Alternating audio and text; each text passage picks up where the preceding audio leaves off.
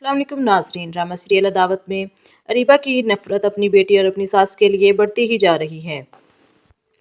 वो इनसे अपनी नफ़रत को अंजाम देने के लिए तवीज़ दागों का सहारा लेती है।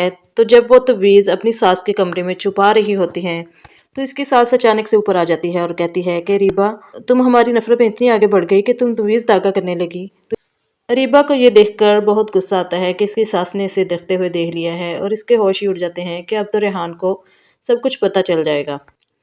दूसरी तरफ असजद से अपनी इंसल्ट के बाद बेबी बाजी से तो बिल्कुल भी बर्दाश्त नहीं होता। वो मारिया को अपनी तरफ बुलाती हैं और उसे कहती हैं कि मैं तुम्हारी सारी असलियत जानती हूँ और मेरे भाई ने आज तक मुझसे उफ तक नहीं कहा और आखिर उसे कौन उकसा रहा है। तुम्हारे आने के बाद ही ये सब कुछ हो रहा है।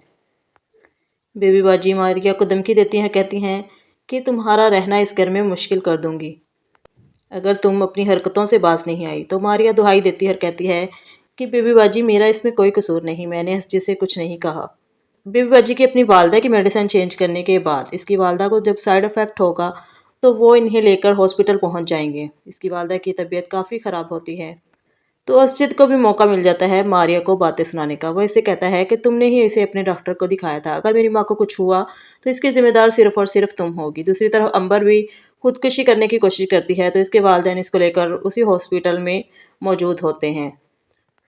जब असजिद अपने मामू से मिलता है और पूछता है तो इसके मामू इसे बताते हैं मेरी अंबर ज़िंदगी और मौत की कश्मकश में है और उसे इसकी तलाक के बारे में बताते हैं। तो असजिद बहुत ही हैरान हो जाता है। दूसरी तरफ डॉक्टर्स शायद असजिद और बेबी बाजी की माँ को जवाब दे देते हैं।